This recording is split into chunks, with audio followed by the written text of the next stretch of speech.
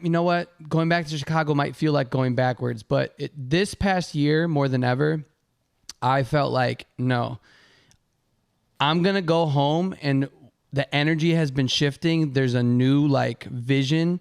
And when this shit pops off, I want to be home.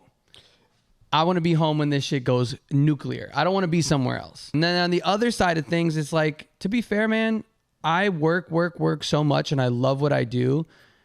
But I'm just that kid from Chicago still that misses a little bit of normalcy. Yeah. I like going to my homie's backyard, grilling, watching the Bears, and guys that I've known for 20, 25 plus years that they don't care who Jake Shote is. No. They just care who Jake is.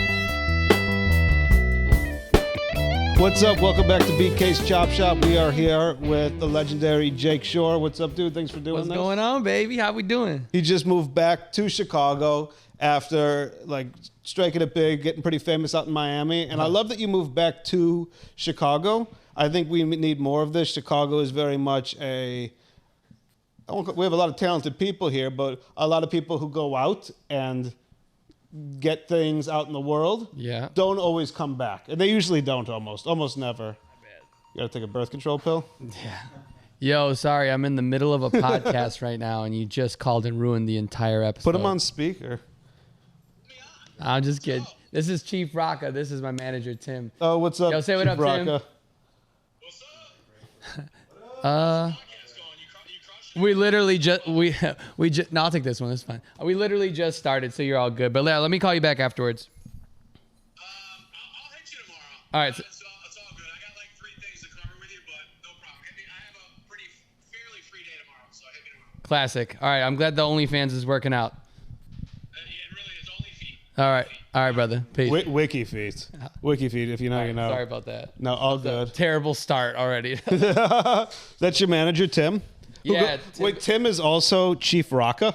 I put him in my phone as Chief Rocka because me on the team, me and him are like the only people who really understand like my love for 90s hip hop and 90s music. Okay. And Chief Rocka is from Lords of the Underground song, so it's like an old school like underground hip hop group.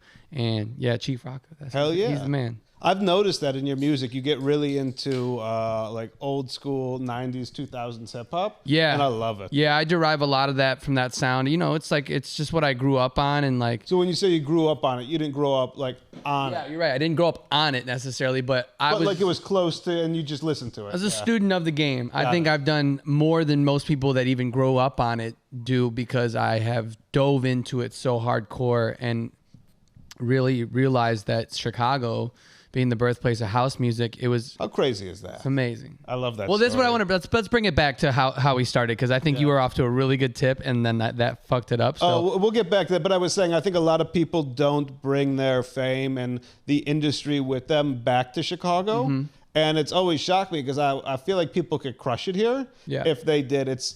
I live here, and I also live in New York for like comedy and shit. But I love both. I prefer to live here. Of course. Prefer to live here over LA. I prefer to live here over Miami, Austin. I've traveled a lot, and like I just always come back here. I think it's got a lot of potential, and like we need more people like you to come back and bring cool shit here. Well, you know what? That's what we're doing, baby. That's what we're doing, and I know that that's such a thing. It seems like people, they find some type of success, and then they feel like they got to go somewhere else. And mind you, I did go somewhere else, but it wasn't. You went to Miami, right? I went to Boston for a year and then Miami. Boston because that's where my management was at, my first management team, and just kind of worked out that way. We were able to get me hooked up with a place, etc. But then I left that, went to Miami. I didn't have to go home yet. And like, okay, I'm gonna be honest. Part of me thought like 2-3 years ago, coming from a local DJ and like starting to get off that route and onto bigger things nationwide, I was like, you know what? I've done everything I can do here. Let me go ahead and take a risk and go, go meet other people, put myself in a different situation. And the last couple of years, I was like, you know what? Going back to Chicago might feel like going backwards, but this past year, more than ever, I felt like, no, I'm going to go home, and the energy has been shifting. There's a new like vision. And when this shit pops off, I want to be home. I want to be home when this shit goes nuclear. I don't want to be somewhere else. Was that a conscious decision, or did you decide that after you came home? No, I decided that well before I came home. And there's a mixture of things too. I just got engaged back in December. So congrats, dude. And then thank you. And then on the other side of things, it's like, to be fair, man, I work so much and I love what I do, but I'm just that kid from Chicago still that misses a little bit of normalcy. Yeah. I like going to my homie's backyard, grilling, watching the Bears, and guys that I've known for 20, 25 plus years that they don't care who Jake Shote is. No. They just care who Jake is. And I think there's an same with you. Like, you don't want years to go by and you not have tended to, the person you are. Well, I think the thing you just said is key. Like, I still hang out with my friends from high school and some even from middle school, and they could get like, people get excited, like, oh, I'm going to go open for this guy, or I'm performing here. They could give a fuck. And that's the best. Sometimes it pisses me off. I'm like, yo, just watch the video. Just watch the video. I spent like a year making it. I'll get around to it. It's like I'm another thing on Netflix to them, Yeah. I guess. But it's also super cool that like you have this network of people around you who just don't give a fuck about that aspect of you, because most of the world doesn't care about who you are. They just care about Jake Shote. And what you do, right? Yeah. Well, you know what's funny? Saying that, I wanted to kind of hit two things off that just came to mind. This is going to hurt some people, but your best friends are actually not the people that are going to support you most. No, they're not going to support you at all sometimes. Yeah. And then you get to a certain point, and then this is where you can use the measurement, right? Like, for example, my mom, she loves me, and she just loves this. She just knows that I'm doing something I love, so she loves that. She has no idea what I'm really doing. But with your friends and people close to you, you can use that as a measurement, because guess what? When there is something that's big that happens in your career that hits a certain like threshold, if your friends say something or my mom says something, you know it's big. So like I DJ'd at WrestleMania this past couple months in Vegas, right? Where? It was in Vegas. It was for WrestleMania. I did Live. They did a couple shows there with like the wrestlers, and like it was that's crazy. Childhood dream. Okay, I was freaking out. Yeah. But my mom reposted it. She never reposts anything, but to her, Vegas, WWE. She knows I've watched that my entire life. Yeah. Like that's when how big of a thing it hit her at that threshold where she was like, wow, my son's doing this, and like to me that you can use that as a marker. So like I'm the same way, but I miss my friends. I miss having that sense of normalcy. So that was another big reason. So it's funny. I would tell some people that I was coming home, and like people that really don't know me, and some people's first reaction was like, oh, it's like the whole like DJ thing not working out. I'm like, no, bro. You don't have to come home to quit. Right. That's what I'm saying. I hated that was even a thing. And it kind of like, that type of shit fuels me though. Yeah. So now I'm like, okay, now I'm about to go crazy. And here, things have already been moving since I got here, and it's been great. Are you a petty person?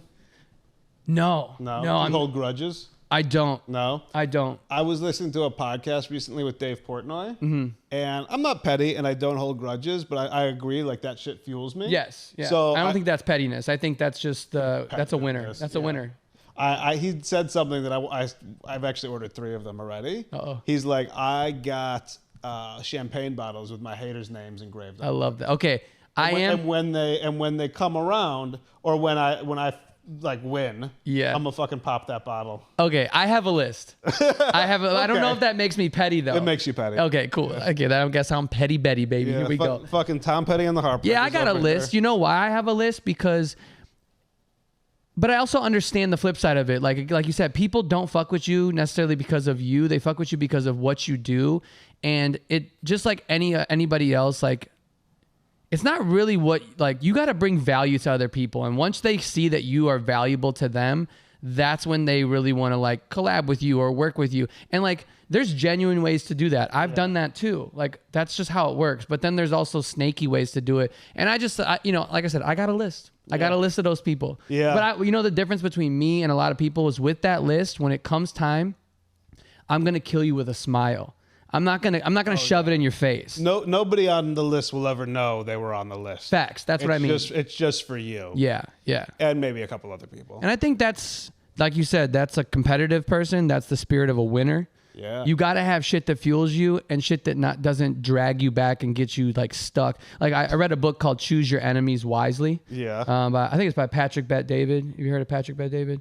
I also don't know anybody. But yeah, and same. I don't know anybody either. Yeah. But it's you just knew one author. You're like, let me throw this out. Yeah, let me throw this out. Is that by Malcolm Gladwell? Yeah. Patrick Bet-David. It's called Choose Your Enemies Wisely. And the book premises itself on like, it's a business entrepreneur book, but basically like, you need to be focusing on the people at the top of your market or the top of your game, and figure out like that is your enemy. Those are the people that you need to focus on and get better than. Don't focus on the guy that you grew up in high school with that always made fun of you because of what you're doing. Like, well, sure. There's no progress in that. Right. Yeah. Yeah. You gotta focus on where you want to be. I get that. That's a good message. Yeah. I like that. I feel like you know what I think of when I think of a winner? What do you think of when you think of a winner? Like a specific person? Yeah, or like I think of Rocky. What do you think of? I think of The Rock. The Rock? Yeah. Is that your favorite wrestler? I think it's a tie between him and Stone Cold. Yeah. Stone Cold's the man. Yeah. Yeah. I haven't met either one of them yet, but that would be a huge bucket list moment. I met a bunch of wrestlers at WrestleMania, but not many of the ones I grew up with necessarily. A lot of them are gone. Yeah. Unfortunately, but yeah, wrestlers don't have a long lifespan. I don't know what it is. Well, it was the drug, sex, and rock and roll that was, and the steroids that was really like not, the 90s. Did you watch the Vince McMahon thing? Of course. Dude, that was first of all. Yeah, dude. What a fucking crazy person. He's a genius, though. He's a genius, but and then at the end they left it so ambiguous. Yeah. Dude is wild. I didn't know he was the guy behind the XFL. Yeah. It's a pretty severe, or not severe, but a real topic. You know why? I realized nobody mentioned him at WWE and WrestleMania. Like, we went to the Hall, Triple H's inductee to the Hall of Fame, watched a bunch of people get inducted to the Hall of Fame. Fucking Triple H's speech was like 3 hours long, but no, that suck. No, it was fucking awesome. It did run a little long, but it's Triple H, whatever. He was the only person that mentioned him all weekend on so many different press things. He was the only person that mentioned him really quickly because Vince McMahon is also Triple H's father-in-law in real life. Whoa. Yeah, so Triple H had fucking everybody. Triple H had a storyline with Stephanie McMahon that was a storyline that they got married. He like drugged her and took her to like Vegas and made her elope. You do. And you know what that is? That's a fucking winner. Yeah, it's a winner. That's a winner right there. Triple H. Baby. Triple H. But yeah, so he ended up turning the story. You know what's funny? Yeah. You did this, but I thought you were giving me a thumbs up, so I was like, what the fuck are we doing? That's what we're gonna do from now on, the thumbs up fist bump.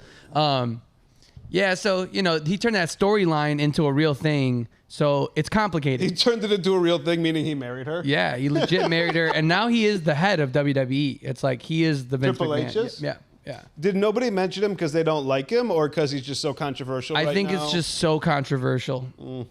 It's a hot topic. Yeah, which is wild. It's wild that he's a fucking tabloid. I mean, his whole life's been a tabloid. It's insane, but that's crazy. So back to you. We were talking about. I think we talked about moving back to Chicago. Yeah. And then the other thing we were on, which was kind of interesting, is was it a conscious thought when you came back to Miami of like, was your career path, and like, I guess let's start there. Conscious thought of coming back to Chicago or Miami? To Chicago, to be like, I'm going to blow up here. I think that's what you were starting to answer when we switched. Yeah, I just feel like my career is in a really, really good place right now where I'm able to really set things in motion and plan ahead versus the last couple years where I've just been chugging along and it's been great. But now I just have built the teams around me and the people around me. It feels like I can tell when there's an energy shift. I can just tell when there's something on the horizon. And that's interesting. Yeah, and I just feel like personally to me, I want to be home. American? Huh? You part Native American? No, actually, you 1/16 Cherokee. I am. I am 1/16 Cherokee. My grandmother's Cherokee. That's facts too. Yeah. Every white person's 1/16 Yeah, Cherokee. that's how I got into U of I. But you filled in the box. yeah, absolutely. No, man, at the end of the day, I was right about what I said the other day. I made up like a welcome back post, and to me, in the last couple years since I've been gone, I've been repping Chicago harder than I did when I was here, because I know the loyalty of Chicago goes. If you leave and you act like you're not from there anymore, they will forget you. But if you stick with it and you share it everywhere you go and you do right by the city, they'll support you. And I want that, so I feel like comedy's similar, a little different. Like, I notice when I leave, people like from Chicago all stick together. Yeah. And we love to see Chicago people win outside of Chicago. In Chicago and leaving Chicago, I do think it's a little bit of like your haters kind of standpoint. Yeah. Because a comedy for sure is just such a narcissistic, competitive thing. Well, so is DJing. I'm sure. Yeah. Everybody's like backstabbing or like, how'd you get that? What's that email? And It's like, more sneak dissing than like out front backstabbing, but yeah. Totally, yeah, 100%. But like once you hit a certain point where they can't deny it, / they want to hop on the bandwagon with you because you think you're going to offer them something, they ride for Chicago. Of course, yeah. Which, again, I know that, right? So I don't get petty or like be like, oh, now you want. I know that's gonna happen. Yeah. I do, like I said, I keep track of like who's been there since day one. Yeah. And anybody that knows me knows that I will take care of my day one people. I get more enjoyment out of almost taking them on the road with me, or like if they're in the same city as me, like, yo, I want you guys to experience this because I do it every weekend. Like that's honestly more important to me than anything. But same way with Chicago. If I hit that zenith that I'm chasing, that I'm feeling, it's going to be so much better if I'm home with everybody and people are going to be like, he came back and look what happened. Hell yeah. You know what I mean? Even though those two don't necessarily correlate, it's going to happen regardless of where I'm at. I just know I want to be home base. I want to have home field advantage when I do it, That's fucking awesome, and I love that. And it's like being around your people, like, why not? And also it does a little bit, I think, put Chicago on the map, too, because, like, blowing up here, people know it's Chicago. Like, we don't have a lot of artists blow up here, but the ones who do, everybody knows they're from Chicago. Chance, fucking Kanye. Well, if you still like him or not, he still blew up here, But, like, we Common... fucking shit ton in the 90s. Yeah, I think that's my mission personally. As I've been wanting to come back and thinking about it, is Lupe. I really want Lupe. Oh my God, he's so good. My mission is like really I want to start spreading the word and getting the narrative out that it's all here. Mm-hmm. It's all right here in Chicago. You don't have to go anywhere else. There's so much stuff that I feel like is being gatekept, and I don't need it. I'm not talking about just music. Like, obviously, music for me is the forefront. You're but not wrong. Comedy's the same. I would argue that New York's probably the best scene. Chicago's second. Yeah. People out in L.A. are fucking lazy and they suck and they're on sitcoms. Like, I should not be crushing this hard around a bunch of fucking, like, famous people. Right. Yeah, I mean... Austin's up there, but, like, Chicago's number 2. It's all here, bro. And I think that's it only works. We have that Chicago confidence, but for some reason, it just feels like nobody's, like... There's no leadership right now, and I feel like there's so many talented people across the board: music, arts, comedy, acting, entertainment. Like, dope shit happens here.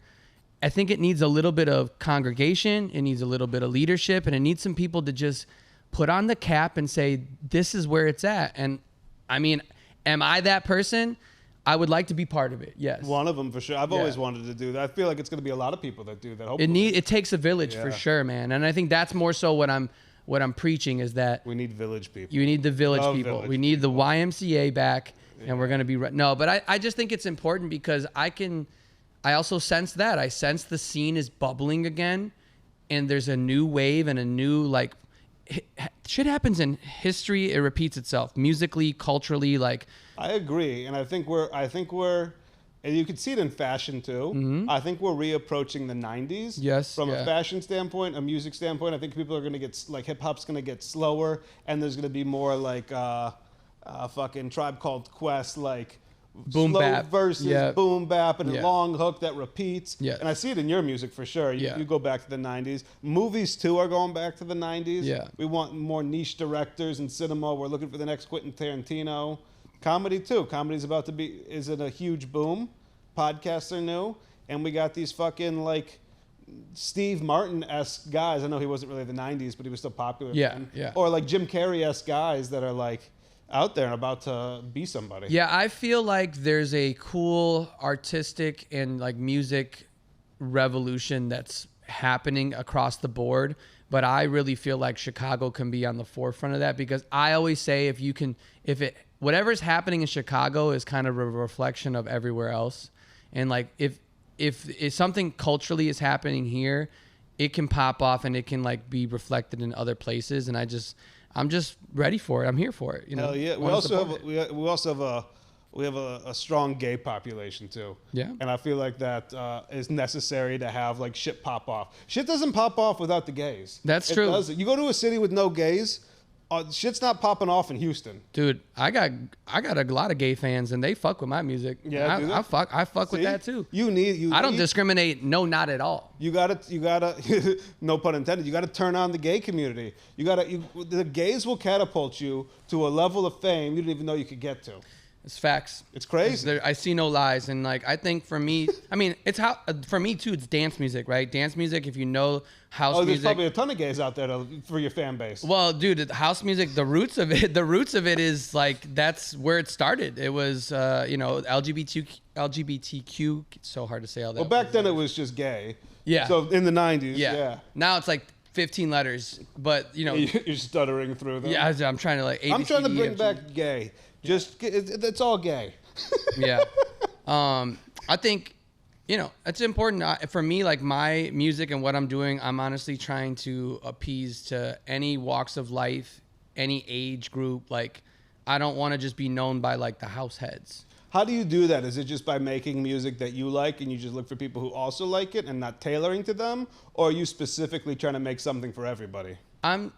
It always starts with what I like and what I feel, and what makes me move and what makes me happy. I do feel as though I have always been good at also knowing what other people like. That's just been years of DJing and like reading a room. Yeah. You can read a room just like you can read. The way I read a room is the same way I read the culture, or I read the landscape of like what people are wanting. And also it's just you take something familiar. So you can take like a 70s or a 90s, like you can take the lyrics or the actual sample, or you could just recreate the notes or recreate the melody so that it feels familiar, but now you polish it into something new and it plays a trick on people's mind where it's totally. Like, yeah, it's like, I think I know this. Well, that's been done for, people think it's a new thing. The sampling has been done for years and years and years and years. Like there's only 12 notes, so you can only play them a certain way, and like eventually you're gonna cross over, and there's gonna be some similarity there where it's like, oh, I feel like I know this song. Do you play any instruments? The only instrument I play is your DJ. Yeah, setup? I mean that's the only. I don't know if you like write stuff or produce, like play the piano a little bit or play. No, I'm musically trained in the sense of like I know how to read a piano, like I know how to read a piano roll. Yeah. But like I'm not like classically trained on any instruments or anything. Like, got it. I could tell you what key something's in. I can tell you like what notes are being hit, like almost by ear now. But that's just been all self-taught. Yeah. Yeah. No, I've never learned how to like play any instruments, believe it or not. Okay. Which is kind of crazy and a little sad now that I say it out loud. But well, it's not sad. I mean, it is your instrument. I was just curious because I know, like, I don't know. I'm sure it would help. Yeah, maybe. I mean, I've been doing all right so far, but I'm sure it wouldn't hurt to, actually be able to play something on the piano. But no, I have never. It's kind of wild when you think of it, but that's just the way it is these days. Like you can literally do anything off the computer. It's very true. And now we got AI. So, dude, AI is. Do you use AI? I do. I use AI in a couple different ways. There's this thing called Suno, which is like kind of scary because you can basically put in like a half-made song and ask it to finish it, and then you just keep clicking and it'll give you different versions. And like, so you like it? Some of them sound still kind of cheesy, yeah. But it already sounds so good that in like a year or two, I don't even like it's kind of wild, and I'm a little nervous, but at the same time I think it's gonna be hard to recreate still the human.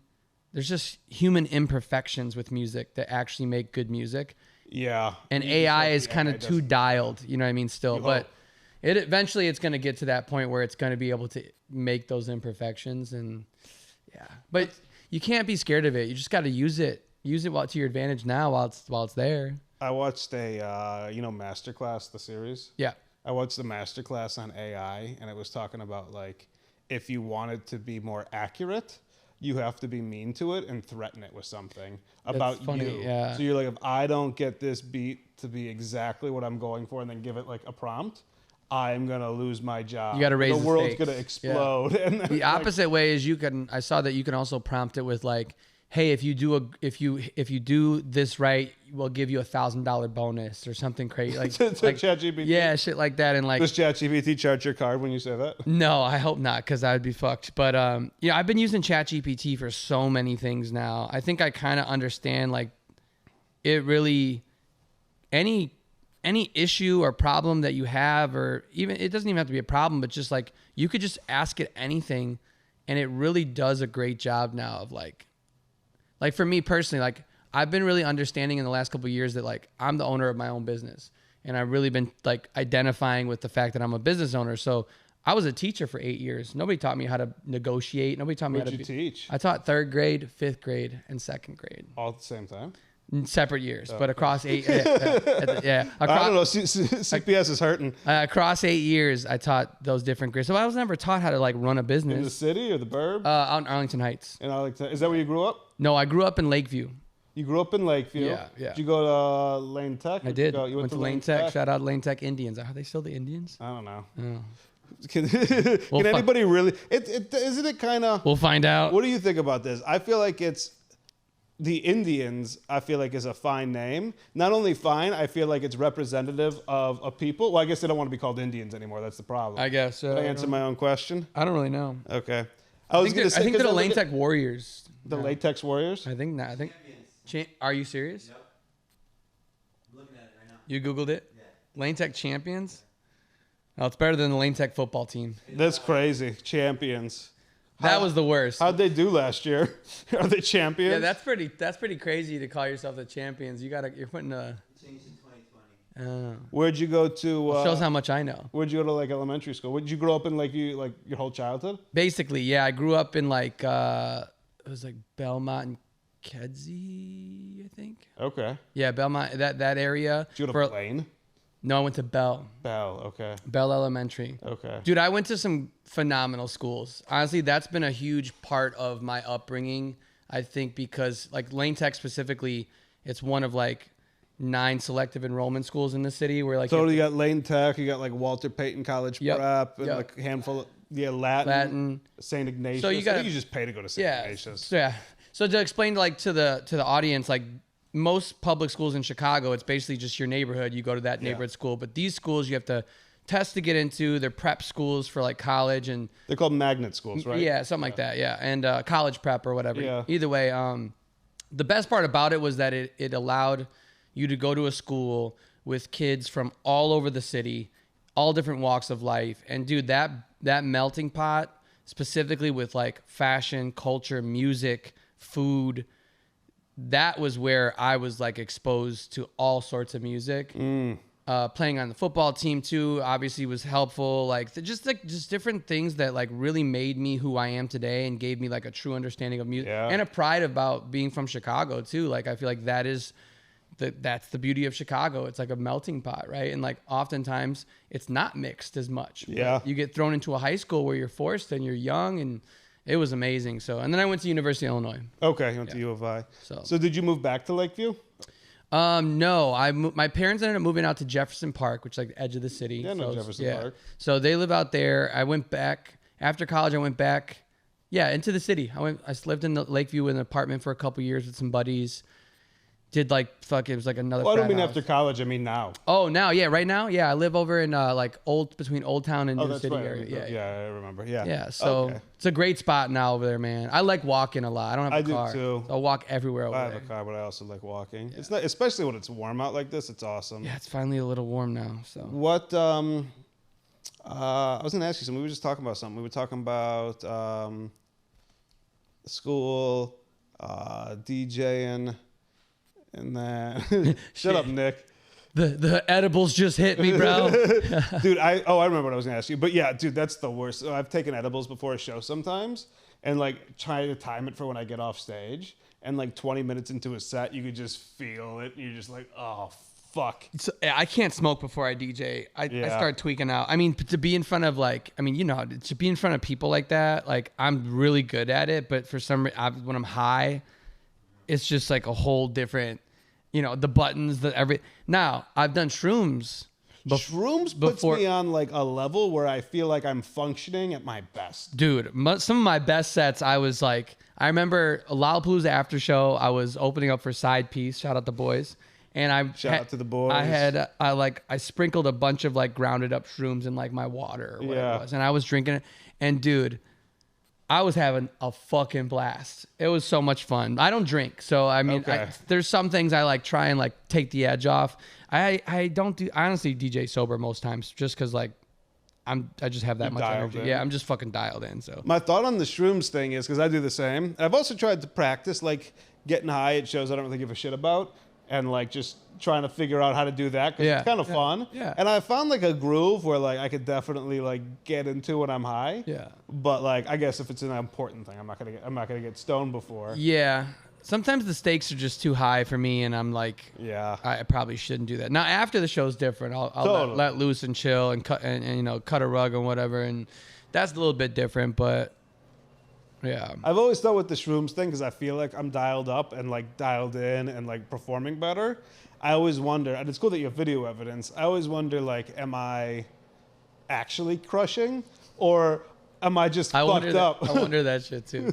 Yeah, because it may feel that way, but you look back at it and you're like, wow, I was fucking trashed. Yeah, right. But fucking scratching on a wall for an hour. Yeah. Now that's interesting. I have a question for you, actually, because we were talking about this before. I'm a big fan of comedy. I'm a big fan of the current state of comedy. Everything from what Joe Rogan's done and just the community he's built in Austin, and then everything that spreads out from that, from New York to Chicago. I actually would like to tap in more and more with the Chicago comedic community, because I'm just like I said, community here. Yeah, I'm just trying to push anybody that's doing dope shit in Chicago, and when. I guess I've learned through these podcasts that I've been listening to between Theo, Tim, so on and so forth. They talk a lot about the ins and outs and the ups and downs of comedy and putting together like a set and like testing jokes and working rooms. And I just think that's so interesting, that how you guys prep for a set versus like how we prep for a set. And there's a lot of similarities, I'm sure, but I've honestly taken a lot of what I learned from how you guys work a room to how I work stuff. Well, you brought up reading a room. All the comedy is reading in the room. Yeah. And it's interesting to do it from like a musical standpoint, because like when I read the room, I'm like, all right, I gotta fuck with these guys. I gotta fucking not talk about this, because there's like 9 blue-haired girls over here that are gonna start shouting at me and just ruin the show. And no matter, like you gotta like know shit like that. Like part of you is like, oh, I'm just gonna piss them off and like fuck with them. Yeah. I fuck with some groups of people that were like just like can't take it, and then we'll be like loud, and you have to like get them kicked out of the show. And it ruins. Why are you going to a comedy show? If you should go to a comedy show expecting to get like, I mean, I would go like knowing that there's a chance I might get grilled, and like that you gotta like, I feel like you gotta know that like. And you gotta know who you're seeing. Like, is it a crowd work guy? Is he doing crowd work? I've also often felt that like. Obviously, there's great crowd work comedians, but when a comedian just does like crowd work that gets to the point of like nauseum, where like I'm grilling you and your girl, and I'm like, "Oh, where's the ring, bro?" You have nothing. Yeah, you have nothing. You do crowd work a lot. I do, but I try and like it's like sprinkled, right? Sprinkled, but I will do whole sets of crowd work just to like work that muscle. Yeah. But like I always try and sprinkle it in, and then work back to a joke. Yeah. Whereas if somebody's just fucking like. Going, it's because they got nothing or they're bombing. So I noticed, I picked up on that's a little bit of a hot topic debate about the crowd work guys versus the like. So Matt Rife, right? He's like known for his crowd work. I think now in today's age with comedy too, because did you watch his special? I did. Did you like it? I did, but I felt what you just said, a little bit too much of it, like the whole thing. I was kind of like waiting for it to turn into the story of a joke. Did you watch a special where he did material? And I no didn't. crowd work? I didn't. All right, check it out. Tell me if you're still waiting. Okay. So that's what I mean. Like, I want to. I like hearing the little. He's a funny dude. Like, I have no issue with Matt Yeah. Rife. And he does crowd work really well. And, like, I feel like that's his lane. You know what I mean? Yeah. Like a guy like Stavi. You know Stavros? Yes. Stavros fucking, you go to a Stavros show for him to talk shit to you. Yeah. And to be a degenerate with Stavros. So funny, dude. And then you guys got, like, guys like Normand and Sam Morrill, who are, you know them? No. Okay, so they're Norman, I think. Mark yeah. Normand? Yeah. Well, Oh, they're- yeah, of course. I Yeah, know just fucking crazy joke writers who, when somebody interrupts them or they see something going on, they will Yeah. this. And Veer I prefer that. I like that. Yeah, that feels real too. It doesn't feel like. That was the other part of it too. Is part of it made me wonder: did he know already who was going to be in the crowd? You know, I know he's good, but That could be. you know, That's a bitch move. I think it's just kind of If that's interesting true. because I think there's like similar like hot topic discourse in DJing where like, and me being, this is where I take like the comedic aspect of it and like self-deprecate or like use like the trolling aspect to like, we call it rage bait people. Oh, I know about rage bait. So like there's a huge thing in like, I'm very animated and I'm a performer. Like to me at the end of the day, like my performance and me dancing and jumping around and like I call myself the one man boy band. Like that's just who I am. There's a lot of other DJs that don't dance when they're DJing. And to me it's like you make music, bro. So like you're playing music. Like it looks Don't be so serious. Yeah, like chill. And so I just wonder like, you know, there'll be people that like there's guys in the comments, dude didn't even touch the decks. Bro, it's a 7-second video, and I'm like just playing a song. Like, what do you want me? So I've used that to my advantage though, where it's like, I'll make a quick cut, and I just like will put like, didn't touch or touch the decks just so that for the comment section, and I'll write that on like the narrative or whatever. But you're actually DJing the whole. Of course, time. yeah. 'Cause I mean, let me ask you a question. Do some people who are famous actually not DJ? yeah. So there's definitely a debate about that too, about pre-recorded sets, and I personally don't give a shit. Me personally, because there's the thing, like you have to understand when you have, I think pre-recorded sets have come into play specifically when you have a produced show with the visuals, right? So if your visuals are time coded with specific songs, Oh yeah, then you kind of do have to have a pre-recorded set. yeah. I don't mean it like that, and I that's a good point. But that's when I think it's acceptable. Other than that, I would never play a pre-recorded set if there wasn't like some huge production things that are all tied into it. What about, is there an avenue where people actually don't do anything? They just stand there? I'm sure there is. Yeah. 100%. It's Because so I'm easy thinking to. of like Charlie XCX. I did a sketch about her, Mm-hmm. or not her, about what was the summer called? Brat Summer. Yeah, I did a sketch about Brat Summer, and in it I ended up having to watch a lot of her videos because I like superimposed them on the screen. And in one of them, I'm watching that, sitting there, and she's like moving knobs and nothing's happening, and she's pushing buttons, and then like shit's changing, and she's not doing anything. And I was like, is she just a lady? Yeah. She's just a girl. Is she? Yeah, she's just. Is she just a lady back there doing cocaine with cat-eyed glasses? You know, I don't know. I think that I haven't watched her stuff, so I can't like necessarily comment yes Maybe or no. she's not. I don't know enough. I just Right. as an example. I think what some people don't understand is that while we're playing one song, we're queuing up another song in silence to you. But that's the whole point of a headphone. Yeah. You listen to the headphones of the song that you're queuing up because you can test and beat match it without playing it to everybody else. Otherwise, you would hear people like. Do you ever unplug your headphones on accident and people are like? Honestly, I don't use my headphones a ton because so much of it is honestly visual now. Yeah. At the same time too, so what she was doing, maybe she was queuing up stuff, but on the other hand, could she also just be playing like a mix? Yeah, 100%. I mean, dude, at the end of the day, if you're getting paid 6 figures to play music and nobody's up there with you, like deciphering things, you could really do whatever the fuck you want. Do I think there's some ethical things and like, you know, the art of DJing? Like I could sit here and die on that hill, but like, dude, I just personally don't even fucking care. As long as the crowd is having a good time and you're vibing and you're bringing people a night or a moment and making their experience dope, I think that's what really matters. So for you, the craft is less about who's doing it and how they created it, more about the experience you create. And the Me vibe personally, you as an entertainer, Yes, because I think there's some DJs that will die on the hill and say, well, you're not a technical DJ. And there's still guys that are like, well, you're not on vinyl. It's like, Yeah. dude, like, Who gives a shit? yeah, it doesn't really matter anymore. Like, I think as an entertainer, somebody who is trying to sell tickets to an experience and a group and a community and make you feel like you're being part of a moment, there almost doesn't even have to be a DJ set up there. Yeah. As long as the performance and the music, like that is part of it because that's what people know me as right now, etc. But I think it's just the most important thing is those people walk away saying, holy fuck, that was the most fun I've had. I'm sweating. What if, let me give you a hypothetical. What if I'm on stage, right? Yeah. I'm wearing a full suit. Okay. And I'm smoking cigarettes. Yeah. And I'm playing a pre-recorded DJ set. And my only contribution is every once in a while I fart on cue into the microphone and the crowd goes wild. Would you be like, let me run you through some options. A, fuck, I'm out of a job. This guy's amazing. B, what the fuck was that? C, is this my crowd anymore? And B and C are the same thing. I just realized. What the fuck was that? Is this? Can I entertain these people?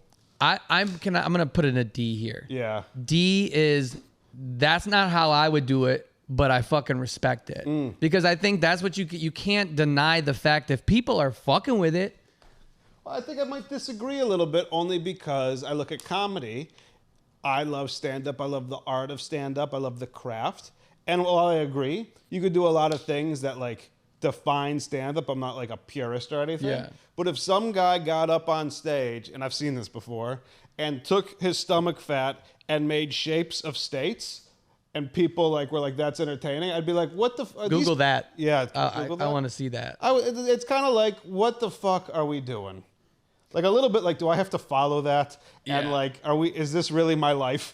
Okay, so yes, I would also feel like that too in some cases, and I feel like there's been some cases. I can't think of the examples right now. I'm sorry, I'm the worst podcast guest, but there's definitely been cases where I'm like, yo, what the fuck? Yeah. Like now, how am I gonna top that? But that's also when you gotta. This is a big thing for me. You in this day and age, specifically with so much at hand of being able to see other people doing their shit with the social media. You got to compare and measure yourself to yourself. Totally. And don't measure yourself to what everybody else is doing because that is a consistent losing game. Even when you have much. hundreds and thousands of followers and you're playing the biggest rooms and the biggest shows, guess what?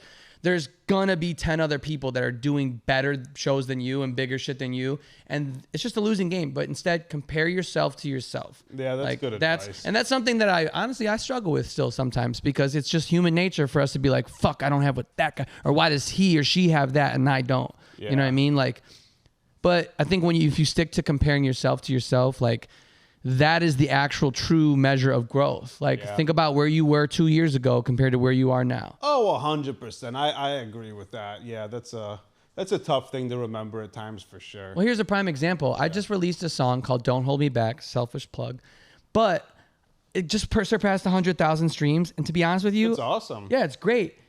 I didn't even notice. Yeah. And I promoted, I know the feel, I yeah. promoted it, but nothing like to me and my standards like blew up. Yeah. But so many artists right now would love 100,000 streams on a song. That's a good example. You have to remember the wins that you would have gone Yeah. crazy for 2 years ago. Stop and smell the roses Yeah. is something I try and preach as much as I can because, yeah, we tend to forget that. Like I'm sure you've garnished success to a point where it's same thing. Like shit that would have happened to you 3 years ago. Now it's just like it's almost becomes an expectation. And even somebody who's like 2 years into this journey, like how long you been DJing? Dude, I've been DJing for like 10 plus years, but I've only been producing for like 3.5. What's producing? Like a producer? Like making you're in the music, mob, making money? Yeah, making it. Just producing. Yeah, I've been Producing doing it the for like fucking gas, baby. going up on 10 years in October. But like even people who are like 2 years in, like even like 6 months down the line, like you'll see things. Yeah. And I think that's part, you just got to focus on that and not give up. I wanted to ask you about this cool thing you do, these drive-by DJ sets. Rush Hour Radio, baby. Rush Hour Radio. Okay, Yeah. so I guess for people who don't know, Rush Hour. And by the way, if you haven't, fucking subscribe. We got Jake Like, on here. subscribe. Press all the buttons. Press find all us my on buttons, baby. I'll OnlyFans. come. Whatever you got to do it right now. I was gonna go on a tangent. I'm 80. I have ADD and I'm high. I don't No, think I have ADD. I think I smoke so much weed with people who have ADD. Like I love Nick this. and Has my been, girlfriend. dude. This has been easy peasy. Are you kidding me? That like, dude, my girlfriend is the worst ADD, and so does Nick. And I hang out with them, so I feel like I pick up the ADD brain. I have pretty bad ADD for sure, but I think it's helped me more than it's hurt me. Do you have ADD, Nick, or did I just put that on you? No, you don't. Well, maybe you do. No, you douche. Putting them on blast. Just diagnosed. I think you. we all do a little bit. Totally. But okay, Rush Hour 8, for people who don't know, you go around in a Jeep Wrangler, a Yep. 4x4, you take off the top. Of course. And you fucking... And the doors. And you got your fucking rig right there on your lap. You got a guy CDJs. driving, and then you just fucking cruise slowly down streets and fucking jam and park places. And Blast fucking hard house and make people turn heads, man. that's crazy. Yeah. Do you like talk to people? Do you interact? Or what do you do? We honestly are only 3 episodes in now. We've recorded 3 episodes. We just released our first one, Rush Hour Radio, on YouTube and all platforms, Sick. etc. So go check us out, please. Such a good idea. Thank you. To be fair, I got to give credit where credit is due. There is a cat in, I think it's St. Louis. He does Cadillac Chronicles. So and I'm the type of guy. I'm not gonna lie. Like that, he has like his own thing in a Cadillac. He does it a little differently. He has rappers come on for the most part. That's very different. It's just it's a juxtaposition, or like I just basically remixed his idea. Every idea. There's no new ideas anymore. But anyways, I do want to give him his credit because I saw that. I thought it was really original. But I think what's different about ours is, yes, we're in the Jeep, we're in Chicago, I'm DJing, and it's very interactive in the sense of like you have me who's very animated, and we have the ability to get on the mic, to make shout outs, to chirp at people on the streets. Yeah. And then it is going to be a platform for not only just other DJs to come on. So we do have our first guest, which by the time this comes out, it'll probably already be up and out. Valentino Khan, who's like one of my favorite DJs growing up. He had the song called Deep Down Low. He's a homie. He's going to be coming on as our first guest. We got a couple more in the works as well. But outside of DJs, I also want it to be a platform for artists, comedians, creatives, personalities, city officials, anybody to come in. So it's your podcast almost. Basically. It's like a mix of carpool karaoke, a DJ set, a podcast, all rolled into one. That's a great I want to idea. put on Chicago businesses. Like we got hooked up from obviously the Jeep Wrangler dealership. Shout out Marino Jeep. They hooked you up? Dude, they hook us up with They a provide the Jeep? new Jeep Wrangler every week. It's fucking insane. Oh. Yeah. Yeah. It's not your Jeep. Nope. You go there, you get a different Jeep, and they fucking soup it up for you, and they go take it out, make it look pretty. Absolutely. So if you need a Jeep, Marino Jeep, go through. Where's Marino Jeep? It's up in Six Corners, the northwest side. It's right off of Irving. Edison Park or Portage Park? Little Portage Park. Yep. Yeah, it's right by there. So, they saw the vision and they're like, we're in, we love it. And that's the cool thing about coming back to Chicago this time around, man. I feel like, dude, people have bought into what I'm doing and it feels so amazing. And this specifically, take it back to like 2016, 2017 when I was in Chicago. This is what I actually did in the city. Like I would ride around with my boy Walsh, who's my best friend. He's the one that's in the driver's seat. And we would do this in the city, ride around, cause a muck, etc. And this is just so authentic to me.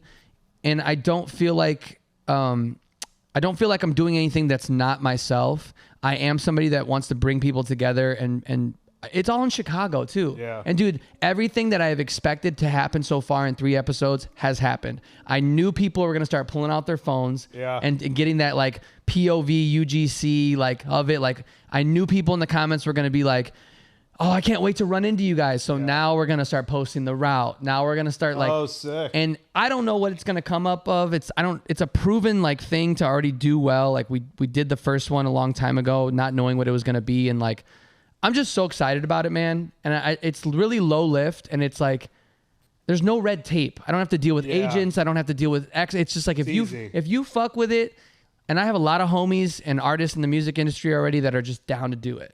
So do you mount cameras on the dash and point them back at you? Yeah, so we have a fisheye mounted camera on the dash. We're probably, as we have guests on, I'll drive, and then we're probably going to have some side cameras eventually. Got it. We do have another Jeep that runs behind us to get like POV, or sometimes we'll get like drone footage. Oh, yeah, just that's to add it, make it a little special. But what I'm really excited about is on top of like what you're going to see from that front camera, which is going to be that main like piece of content deliverable that you're going to see. I'm really big on adding in the trends, the BTS, like what a day in the life, like getting the new characters are Walsh, getting to know who Walsh is, getting to know who Joey Chan is, who's like the head of all the media and all the camera stuff. Yeah. Like that's what I think makes people want to buy in. Make it a story. Make it a story, make it basically like the new version of a sitcom. Yeah. And that's what I'm really excited about because we have some fun ideas already that we put together. And dude, it's awesome. I want it to grow so much that hopefully when the summer months here end, we can take it to LA. We can take it to fucking Miami. We can need a new Jeep dealership. Exactly. That's amazing. And, you know, I realized the currency is views, right? So, like, it's already a proven concept. It did well the first time we did it with my buddy in LA. And that's what got the Jeep dealership to buy in here. Yeah. And as long as you can do that, and like today, this is the other part. I realized it's my duty, and it's something a lot of people forget. I know you laughed at the word duty. You fucking immature Dude, I'm piece like of 9 shit. years old. But it's my responsibility, I feel like, to make sure that I'm continuing to give back and providing value. And for right now, there's a pain point in the music industry for any artist. When they release a song, yeah, they're going to promote it, of course, and hope that it goes viral. But what really they also want is other curators, other people to use their song. Yeah. Other DJs to play it. So you want it to be sampled. You want it to be 100%. Like everywhere. You want it to be like absolutely a viral thing. Well, that's how you get strategic. Like there's this really big act out, and I think he's from the UK. His name's Malugi. I might be messing up his name, but he's really big in like this new hard house like thing that like sound that I'm pushing. I used one of his songs, posted it today.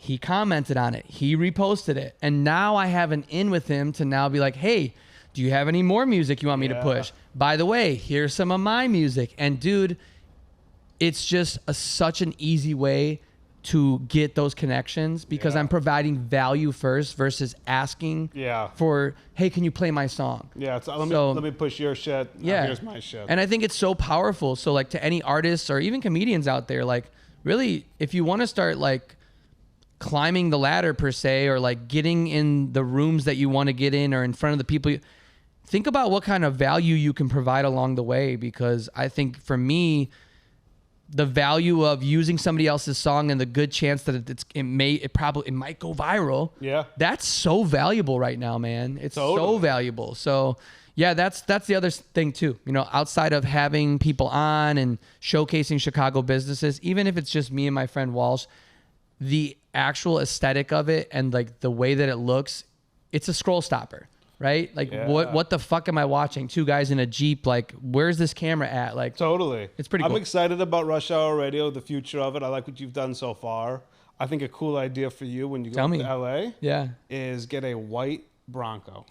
Here we go. And do the OJ police chase route.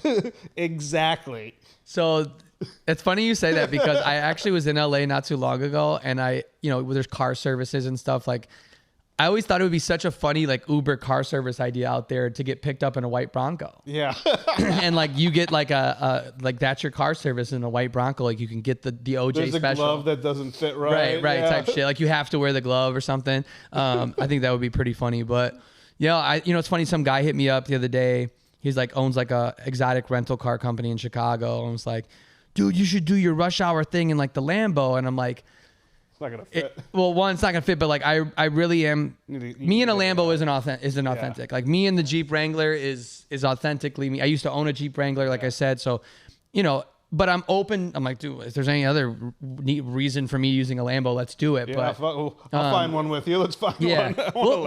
We'll see, man. I think it's gonna take on some different evolutions and different legs, and I'm the type of guy too that like I may be breaking down the fourth wall here, but I'm already thinking of how we can stage things and get people to like really buy into, again, the narrative of it, right? Like maybe I get pulled over by a cop and he writes me a ticket for like going too fucking hard or something like that. And then he jumps in the back and now we're riding around like, but again, it's supporting the people who make our city work too. You know what I mean? Like, I think that's important for me, and when, dude, this is what's going to happen. It's going to catch fire, and people that come to Chicago are going to want to start to see it. Yeah. And who knows, it might end up being a thing where we post the route, and at the end of the route, that becomes the concert. Because this whole pop-up like thing is so big in the DJ world right now. Like, that would be sick. You do a route, you end at like Lawrence Beach or Could be in something. a parking lot, and bro. you do the Yeah. parking lot by the skate park. Yep. Not that you have to do that, but that would be cool.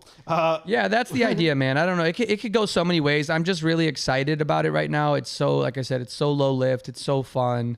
And that's what brings me joy is doing shit that's like just fun, you know? What are some of your favorite venues to perform in? I really love Nova SD out in San Diego.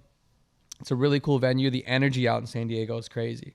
I'm actually going back out to San Diego July 12th. Nova's in the, what do they call that area? Gaslamp. Mm-hmm. Yeah. They have a comedy club there, the American Comedy Co. Yeah. I love San Diego's real good for comedy too, isn't it? Yeah, I'm doing the Comedy Store in La Jolla on in August. for the Amazing. weekend. Yeah, I think I'm playing Bloom, I think July 12th, I think. So Bloom's a dope spot too. But other than that, trying to think of some We other. pulled up some venues, inside views of them. Yeah. And we want to see if you could guess which venue this is. This is like an inside view. That's Live in Miami. Yep, good job. That was a cool venue too. Like, Yeah. it's just like an iconic venue. Yeah. I think the people that are there are like more so like there for like their touristy and their bottle service. So like maybe not the best like crowd for music, I could see that for sure. but it's iconic. It's iconic. Pull up another one next. Damn, that was pretty good. I got that. That was pretty. Okay. That was. I thought it was going to take you longer. Let's see. I love this game. We can't read that. I don't know if you can. I Yeah, don't yeah, know you that can. one. Ooh, There's context clues in here for sure. this looks like Vegas. Maybe I'm wrong. I think it is Vegas. It's Vegas. It's got to be either. It's not Omnia because I was just at Omnia. I don't know this one. So I'm going to give you a hint. Pull it back. Take a look at the ceiling. A lot of like Southeast Asian like temple Tao? shit. Yeah. Okay. Yeah. No, this one ain't Tao. No. Oh shit. What is Okay. this? This is I can't see over there. It's the Prism. Prism in Chicago. That's not Prism. No, this is I played Prism. That's not Prism. this is in Prague. Oh, Prism. There's a Prague? Prism in Prague. No, this is called this is in Prague. It's in the Czech. Oh, well, I wouldn't have fucking Well, known I that. googled it and I'm stupid. Pull up another one, Nick. I like this game.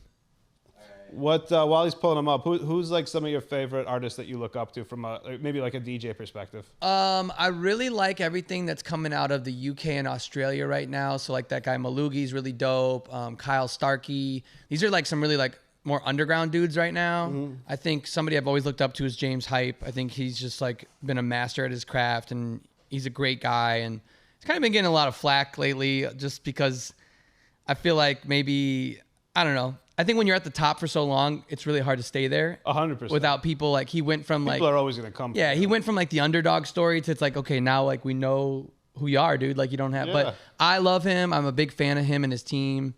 Who else do I really, really like? Trying to think. Yeah, I mean, those are some of the guys that like come to mind. I mean, Okay. just right now, I'm like really inspired by that sound, but I've been listening to a lot of the old shit, like old Chicago hard house. So like, give me some. Yeah, give me some. yeah, DJ Bobby D, Okay. Bad Boy Bill, Wicked Walt has been dope. Who else? Yeah, there's so many like crazy names. Like Naughty Boy, I think is his name. Naughty boy. The Tidy Boys are sick, or Untidy, I think their name goes by. The Club Heads, like these are like OGs. BK.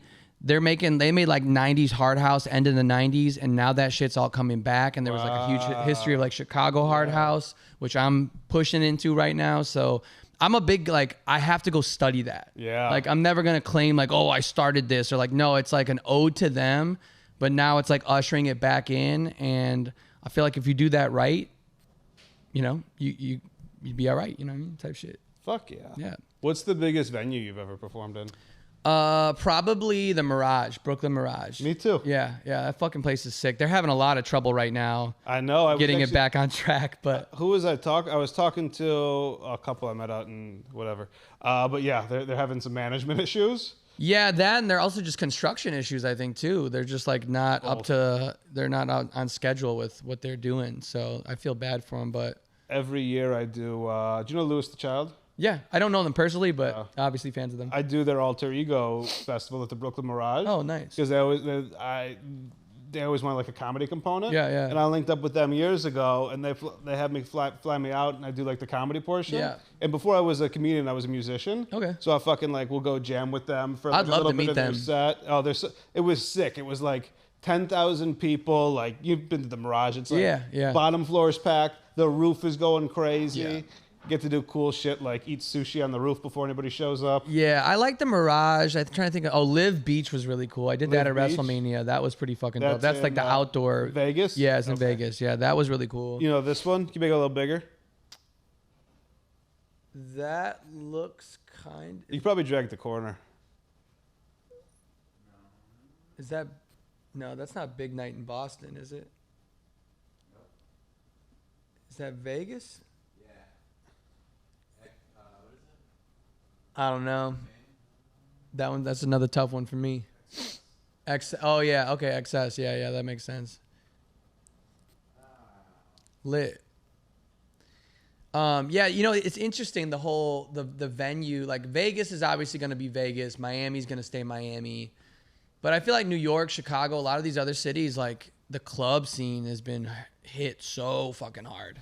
Yeah, Chicago. I mean, they're all getting shut down. I live over there by where all the clubs are. Yeah, the And, old like, River North. Yeah, and I've watched them all fucking leave. Yeah. Or like, there's a couple that just can't stay open because they have a shooting every other week, and then nobody wants the building it's anymore. a mixture of that, but I think just kids these days right now, like the 21 to 28 demographic. What the fuck you doing? The 21 to 28 demographic is they're not drinking as much as they used to. They definitely don't have the money to spend Yeah, why money are on kids bottles. pussies these days? I don't know, Do man. some more I don't drugs, even drink, guys. It's all Adderall and fucking let's drink kombucha. Well, the thing is they don't want to sit and like not think about like when I go out with like 4 or 5 of my friends. Not everybody drinks the same drink, so not everybody just wants to go share a bottle that also I've never costs like liked bottle 4,000. service, Yeah. yeah. Like also to be put in like a corner and sectioned off is so like exclusive, and there's no like people want to like. That's the thing. It's going back to the 90s where it's like people want to just go somewhere where they're not supposed to be pop-up shows and dance, and they want to mingle and like connect. And I feel like we're finally moving back to that. And I think, dude, the clubs, you just got it's an easy fix, and they're not gonna like it because they're gonna lose a lot of money on it. But they don't have to. It's just it's a switch. Like take out those fucking booths. Yeah. Highlight the dance floor, highlight the DJ, actually get back to programming dope fucking DJs. Bring some cocaine in. Bring the lewds, bring the ecstasy. Yeah. Let's get it ramped up again, baby. Yeah. We can get it there. Like I'm telling you, but the thing is, they've been so like just spoiled with this bottle service table model. See, I like the bottle service if it's paid for. Yeah, of course. Well, only because I have a rule. If I'm going somewhere I don't want to be, I will only go if I'm treated differently than everybody else. So if you're going to make me get go that. sweat with a bunch of like 19-year-olds in a room I don't want to be, I want to be able to like go on top. Or, I think there's room to still have those VIP sections, Yeah. but like, dude, there's places that were just like all tables. There is no dance floor, which like boggles my mind. crazy. It's stupid. What do they want people to order steak from like Salt Bay? What really annoys me more than anything is just the lack of like, as a business owners, you got to adapt or die. And like the lack of wanting to adapt is what really bothers me. Yeah. It's like you're not that cool that you can't usher in the new generation. Like, I just think it's kind of like, it's lazy. I think it goes back to what we were saying earlier, and what you were saying really is we are on the precipice of something big, and I think all of these institutions that are refusing to budge will, I mean, we're moving like it's not quite as big as no internet to internet, Right. But like something along those lines where like nobody fucking watches TV anymore. No. People are starting to not watch streaming services as much. They really just hear about shows and will watch like 10 to 12 different shows Yeah. that are in the know. Music, dance floors, like nightclubs, same thing. Like The 9 to 5 structured day has been completely blown up. And I think that's also really affected everything. Where like, even like, you mean from like work from home and shit? work from home, but also like you said, like TV. You used to have to wait. I remember you used to have to wait till 8 p.m. on a Tuesday to see that show. If you didn't see it, you didn't see it. Yeah. Now you can go on and pick anything. So like people's time is also just different now. I think, like you said, it's not. I don't know if it's going to be no internet to internet big, But you know what's funny? I've been watching the It's something. Though. yeah, I've been watching the Decades show on like HBO Max. Okay. And what I realized is every decade, the first 5 years, something crazy happens, and then the last 5 years is people getting over that, and there being like this massive shift because of that. So what just happened in our first 5 years? COVID. Yeah. COVID. We're finally going over that hump. Now we're entering the last 5 years of this decade, and there's going to be some 2008, 2009 bled over to like the economic crisis, 2010 to probably 2014, 2015. And then 2016 was fucking crazy. It We was all remember great. summer 2016. So I think we're just now about to enter this. Funk Wave Volume 2 came Dude, out. I'm telling you, I'm excited for these next Yeah. 5 years, baby. I am too. All right, I'm going to get you out of here in a second. Well, how long we been going, Nick? 105? Oh, wow. Okay. I'm going to ask you some Chicago questions. Let's do it. What's your favorite Chicago food item? Chicago pizza, but not deep dish. Okay. What's your favorite Chicago pizza place? D'Agostino's pizza. Which one? They're not all the same. The one, that's right. The one on Addison and Southport. Me too. That is my favorite The best fucking one. pizza. I used to live right over one. there. Shout out D'Agostino's on Southport and Addison, baby. Because I order now from the one on Ogden. Not the same. Not the same. Dude, It also that one's fire. doesn't travel well. Sorry, but That one does. That one, I would take it home. I would get it delivered, and it'd be fine. really, okay. So I've always gone there. They got like half price pizzas, I think, on Wednesdays still. Yeah, and like half price wine and shit. So fire. Yeah. I've been going there since I was a kid. Oh yeah, that was your neighborhood, right? Yeah. We used to go there after like all the sports games and stuff. Like you still walk in there on Wednesdays and like I know like I'll see parents and parents' friends and shit like that. Yeah. That's the spot. Yeah. What is your favorite? Is that also your favorite Chicago restaurant? Yeah, I guess so. Pick a new one. I really like El Barco's I don't know that over one. there on like man, I kind of forget where it's at now. Shit. What is it? It's like Spanish and like it's Mexican and seafood. It's like Okay. they have like these big seafood platters and like that shit's kind of dope. I've Okay. always fucked with that. Okay. It's good price too. You can get yes, El Barco's Mariscos. Oh, Morisco's. I know that place. Yeah. The fish place. Yeah. Yeah. That's it. Yeah. Oh, I think it's yeah, called yeah. El Barco. I think it's just the sign says Morisco's. That's how I know. Yeah, it. that's I know it for the first part of it. Yeah, I believe it. Do you have a favorite Chicago venue? Musically, like to play in? Yeah. Yeah, I've always been a big fan of like everything that the Oris guys are doing. So they like run Radius and Prism. Okay. Prism in its heyday was like so fire. Like I feel like when it first came out, it was like pretty revolutionary. I really love what they're doing with like Radius right now. Yeah. Just that it's giving that industrial like rave culture vibe, and like so for me, I think it's really dope. I love that venue. Nice. I also love the Aragon though. I love the Aragon. The Aragon's- The sound isn't great, but it's a great place to. It's an experience. Historic. bro. Yeah.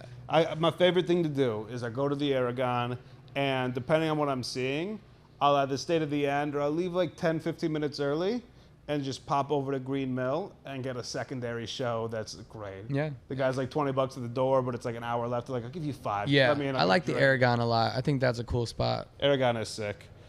Favorite Chicago sports team? The Bears. The Bears. Yeah. What about baseball? I like the Cubs. Yeah. I mean, I'm one of those guys that like, I just want the Chicago team to win. I agree, at the but end you of the gotta day. have a favorite here. Or there. If I was gonna have to pick a favorite, Chicago Cubs. Yeah, I don't hate the Sox, but Yeah, like, I don't who hate the gives Sox a either. shit? I'll rock some Sox shit. You know what I Yeah. mean? What's another good one? Favorite Chicago hangout? Ooh. That's, man. You know, it's funny. I haven't thought about these places in so long because I Yeah, just well, moved you're back. back now. You got to think about them. Favorite Chicago hangout? Cody's. Cody's? Cody's Bar, yeah. Cody's Neighborhood Bar, yeah. yeah. I think that's also on. Can you look up where Cody's is at? I want to plug them. Yeah, I think Cody's is on, not Lincoln, maybe Clark. It's over like Belmont and like Damon, I think. 1600 West Barry. 1600 West Barry Barry. and what? That's Barry and Fullerton? Bellerton? It's in Lakeview. Fullerton's 2200. Yeah, Belmont and Fullerton. Belmont and Ashland. Belmont and Ashland. Cody's Bar, Belmont and Ashland, that area over there. What is it, 1600 West Barry? Barry and Paulina. Yeah, Barry and Paulina. Ask for my boy Johnny. He'll plug you up with the drinks. That is the spot. By the giant Whole Foods? Yep. Yeah? Yep. I used to live on Barry over there, actually. Okay. Yeah, right by Red Hots. Oh, it's a cool neighborhood. That's Yeah. they got right some on. good Did you go burgers. to Captain Nemo's growing up? I didn't, but I know what it is. Yeah. I man, what? Anything you? Oh, I have one more question for you. Yeah, hit me. Is Jake Shore your stage name, or did your parents name you Jake Shore? That Jake Shore is my stage name. Okay. Yeah. Okay. Yeah, it used to be Jake Shore Drive. Me and Nick were debating because I was like, I'm pretty sure it's like based off of Lakeshore Drive. He's like, but maybe his name is Jake Shore. No, yeah, we cut it down to Jake Shore just because, Jake Shore Drive, believe it or not, most people don't understand that play on words outside of Chicago. Yeah. So, when I got to a point where I was like, all right, I'm not just a Chicago DJ anymore, it just was like one of those things where we had to make an executive decision. Yeah. It punches a little bit better. It was a pretty seamless transition to change my name. I mean, you dropped a word. Most people called me that. Like, nobody was like calling me Jake Shore Drive. It was kind of a mouthful. So people just call, yo, Jake Shore, Jake. And so I was just like, yo, that's just an easy one. So Hell yeah. Anything you want to plug? That's your camera right there. Go for it. Sorry, I was DJing hats, baby. They're on sale right now. You can go get them. Just check the link in my bios on any of my pages. We got them in red, green, and blue. So Thanks for doing this, bro. Absolutely, bro. Yeah. Appreciate you, bro. It's our new gay thing we do.